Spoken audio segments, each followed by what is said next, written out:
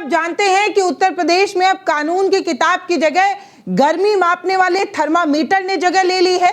जब पुलिस आपके दरवाजे पर आए तो आप उनसे मत पूछिए कि वारंट कहाँ है, क्योंकि वारंट अब इंस्पेक्टर की लाठी और कानून उनकी गालियों में छिपा हुआ है।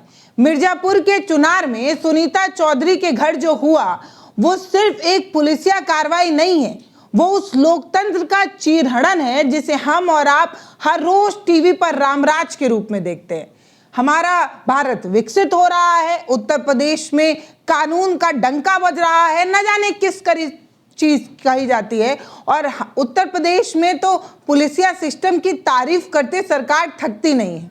बिना महिला पुलिस के, बिना वारंट के आधी रात सन्नाटे में वर्दी का वो अहंकार जो ये कहता है कि तुम्हारी गर्मी उतार देंगे, आज बात उसी गर्मी और वर्दी के बीच छिड़ी उस जंग की करेंगे जहां संविधान तो हार रहा है लेकिन तानाशाही जीत रही है। एक खाकी वर्दी वाला किसी महिला, किसी लड़की को ये कह दे कि जो तुम्हारी गर्मी चढ़ी है ना वो गर्मी उतार लेंगे। सुनिए कितना अजीब सा लगता है जब इस तरीके की बात कोई खाकी वर्दी वाला कह रहा होता है।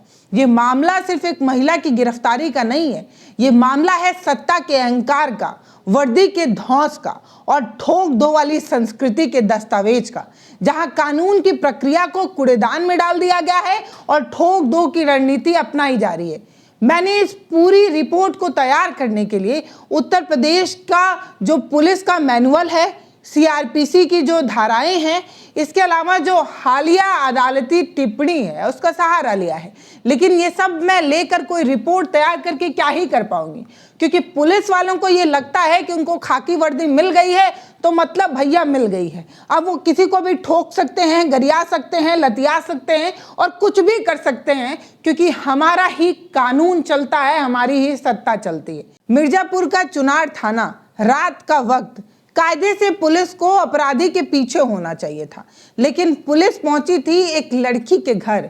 सुनीता चौधरी का क्या कसूर था? क्या उसने किसी के घर पर बम गिरा दिया था या देश के लिए वो असुरक्षा पैदा कर रही थी? क्या वो देश छोड़कर भागने वाली थी? जवाब है नहीं। उसने क्या किया था? उसने बस इतना ही तो किया था कि कुछ ऐसी बातें कह दी थी जो साहब को चुभ रही थी। बस इतना ही तो कहा था ना। कुछ सच जो आप नहीं सुन पाते हैं, वो सच बोलने वाले को आप इस तरीके से दबाते हैं। शर्म आनी चाहिए, शर्म आनी चाहिए, क्योंकि हमारे प्रधानमंत्री टीवी चैनलों पर मीडिया इंटरव्यूज में ये कहते हैं कि लोकतंत्र तो तभी जिंदा रहता है जब सवाल पूछा जाए, और एक अदद एक लड़की कुछ सवाल पूछ देती है जो आपको चुभता है तो आप इस तरीके की चीजें करते हैं। शर्म आनी चाहिए सच में। सुप्रीम कोर्ट ने डीके वासु मामले में साफ कहा था कि किसी महिला की गिरफ्तारी के वक्त महिला पुलिसकर्मी का होना अनिवार्य है, लेकिन चुनार पुलिस ने सुप्रीम कोर्ट को शायद किसी दूसरे देश की संस्था मान ली थी, इसीलिए उसकी बात को जरूरी नहीं समझा गया। यहाँ तो बाबा का बुलडोजर न्याय देता हो, वहां पुलिस को क्या लगता है कि नियम, कानून, कायदे सिर्फ किताब की शोभा बढ़ाने के लिए ही तो हैं?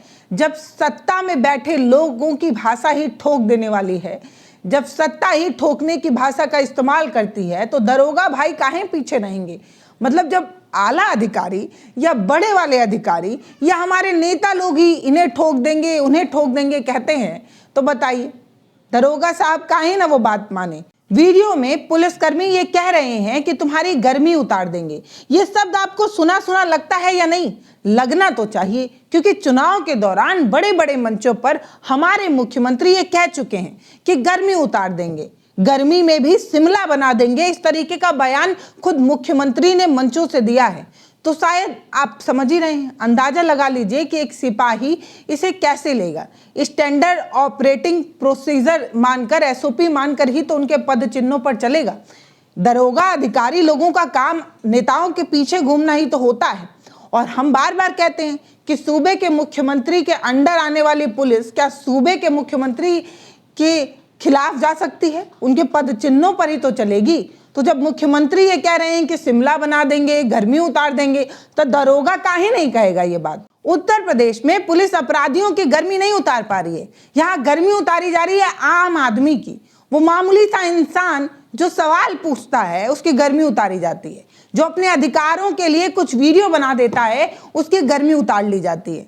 यहाँ मैं व्यंग बिल्कुल नहीं कर रही हूँ, मैं हकीकत कह रही हूँ, हकीकत। यूपी पुलिस अब प्रोटेक्टर की भूमिका में नहीं, टॉर्चर की भूमिका में आ चुकी है। हम पुलिस मैनुअल उठाकर देखें तो पता चलता है जो रात में महिला की गिरफ्तारी हुई है वो पूर्ण अपराध है, अपराध। लेकिन यहाँ पुलिस खुद अपराधी की तरह व्यवहार कर रही है। वो मतलब क्या करे, बिना किसी सर्च वारंट के किसी के बेडरूम में घुस जाना ये निजता का उल्लंघन है या नहीं? इसके लिए पढ़ने लिखने और बहुत ज़्यादा कुछ करने की ज़रूरत नहीं है।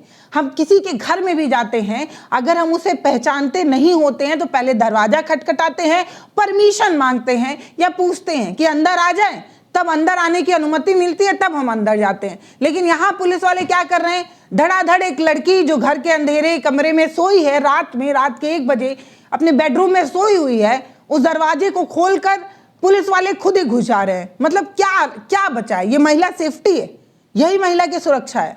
मिर्जापुर के इस केस ने पुलिस की जो फुर्ती है उसे देखिए। अगर यही फुर्ती किसी असली अपराधी को पकड़ने में दिखाई गई होती तो शायद उत्तर प्रदेश में आज महिलाएं महफूज होती, महिलाएं सुरक्षित होती। ये डाटा मेरा नहीं है, डाटा आपकी सरकारी संस्था बताती है कि उत्तर प्रदेश महिलाओं के लिए सबसे ज्यादा असुरक्षित है। तो जो महिलाओं की गरिमा के साथ खिलवाड़ कर रहे हैं उन्हें पकड़ने की बजाय आप महिलाओं को घर में घुसकर खुद ही पकड़ रहे हैं। आपकी ताकत का क्या मतलब है? आप अपनी ताकत का प्रदर्शन किसी कमजोर पर ही करेंगे क्या? जिसकी लाठी उसकी भैंस वाली कहावत हमने सुनी है। जब योगी सरकार की पुलिस ने इसे चरितार्थ कर दिया है, मतलब इनके पास ताकत है तो ये किसी गरीब को दबाने के लिए, किसी महिला को दबाने के लिए उन्हीं का इस्तेमाल ये अपनी ताकत के लिए कर सकते हैं। तो हवाई बहुत बात हो गई, अब चलिए थोड़ा डेटा की बात करते हैं। एनसीआरबी की रिपोर्ट के मुताबिक पुलिस कस्टडी में होने वाली बदसलूकी के मामले में उत्तर प्रदेश अक्सर शीर्ष पर रहता है, अव्वल प्रथम आता है। जब रक्षक एक भक्षक की भूमिका में हो तो जनता कहाँ जाएगी? मिर्जापुर की घटना में वीडियो बनाना ही पुलिस को सबसे ज्यादा नागवार गुजरता है। क्यों? क्योंकि कैमरा सच बोल देता है, इसलिए क्योंकि सरकार को सच सुनने की आदत नहीं है, सच से कुछ ज्यादा ही एलर्जी है। वो एलर्जी जो किसी एक मरीज को कड़वी दवा से होती है, वही वाली एलर्जी हमारे सत्ता में लोगों को सच से है। पुलिस का ये कहना है कि वीडियो बना रही हो ना, चलो ले चलो इसे, बताते हैं। वर्दी अब कानून से नहीं कैमरे से डरती है भाई साहब, क्योंकि कैमरा इस गुंडागर्दी को डिजिटल सबूत के रूप में तैयार करता है, क्योंकि कैमरा इस गुंडागर्दी को रिकॉर्ड कर सकता है। लेकिन इसी कैमरे से अब हमारी सत्ता और हमारा प्रशासन, पुलिसिया सिस्टम डर रहा है। समझ रहे हैं आप?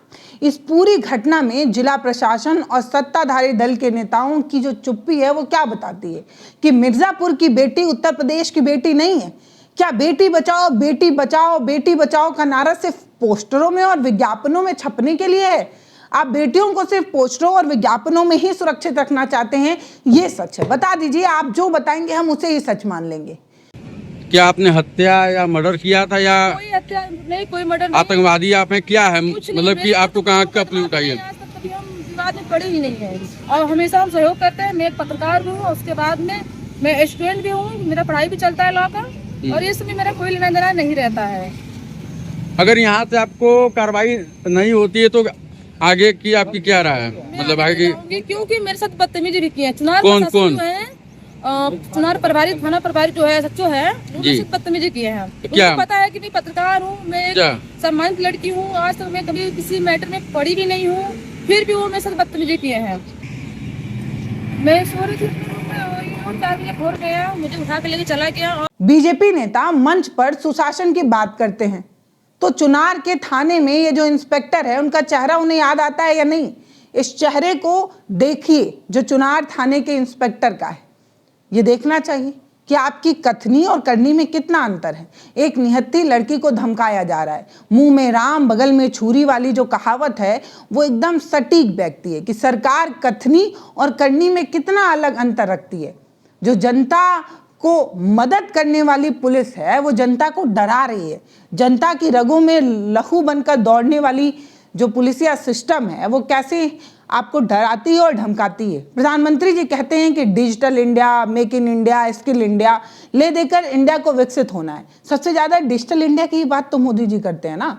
बताइए, अब हम डिजिटल हो गए हैं तो किसको आपत्ति है सबसे ज़्यादा? आप ही की पुलिस को।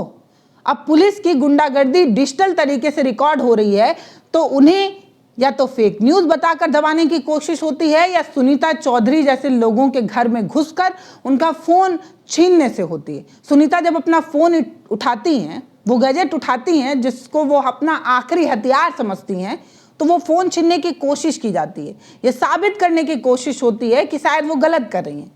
चोरी और ऊपर से सीना जोरी, आप गलत तरीके से उसके घर में भी घुसेंगे और जब वो इस चीज को रिकॉर्ड करने की कोशिश करेगी तो आप उसका फोन भी छीन लेंगे। मतलब आप गलती भी करते रहेंगे और टोकने वाले को आप जेल भेजने की पूरी व्यवस्था भी करते रहेंगे। यही है क्या उत्तर प्रदेश का नया मॉडल? पुलिस का ये जो नंगा नाच है ये पहली बार नहीं है, ऐसी बहुत बार हमने ये चीजें देख चुकी हैं।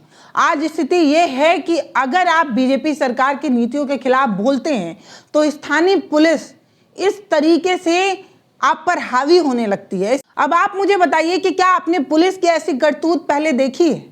आज स्थिति ये हो गई है कि अगर आप बीजेपी सरकार की नीतियों के खिलाफ बोलेंगे या स्थानीय पुलिस के भ्रष्टाचार पर सवाल उठाएंगे तो आपके घर की कुंडी रात में कभी भी खटखटाई जा सकती है।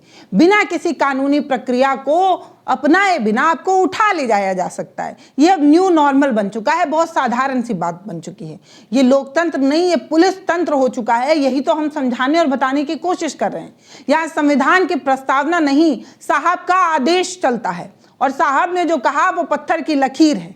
हमने पुलिस को इतनी ज्यादा छूट उत्तर प्रदेश में दे रखी है कि हमारी पुलिस अपने आप को दादा समझ बैठी है। उसे किसी कानून से कोई लेना देना नहीं है, उसको जो अच्छा लगता है वो वही करती है। लश्कर भी तुम्हारा, मीरे कारवां भी तुम्हारा, तुम झूठ को सच लिख दो, अखबार भी तुम्हारा।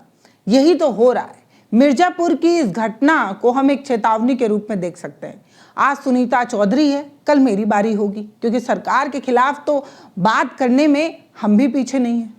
कल आपकी बारी भी हो सकती है अगर आप सच बोलते हो तो। अगर आप में जिंदा दिली है, अगर आपकी आंखें सच देख सकती हैं तो आपकी बारी भी होगी। अगर हम आज चुप रहे तो ये वर्दी के पीछे जो सत्ता के चहीते लोग बैठे हुए हैं वो हमें कुचल देंगे। हमें पूछना होगा कि क्या पुलिस को गर्मी उतारने की कोई स्पेशल ट्रेनिंग दी जाती है या कानून की रक्षा करने की इन्हें ट्रेनिंग मिलती है? क्या मिर्जापुर के ये जो इंस्पेक्टर साहब हैं इन पे कोई कार्रवाई होगी या नहीं? आधी रात में किसी महिला के घर में घुसकर उसे उठा लेना और बाद में ये कहना कि माफ करो मैं तुम्हें नहीं, मैं उसे लाने वाला था, अपने घर वालों को बुलाकर वापस चली जाओ। मजाक चल रहा है क्या? आधी रात को मर्यादा की सीमा लांघी है आपने। इस मर्यादा की सीमा लांघने पर आपको सजा मिलेगी या पुरस्कार? पुरस्कार देकर आपको किसी ऊंचे पद पर बैठा दिया जाएगा? ये सवाल है, क्योंकि ऐसा होता हमने देखा है। वीडियो को शेयर करिए दोस्तों, ताकि सत्ता के गलियारों में मिर्जापुर की इस बेटी की चीख पहुंच सके। ये कह सके कि मुझे भी बुरा लगता है, मेरे भी मान सम्मान और अभिमान के लिए मैं लड़ूंगी।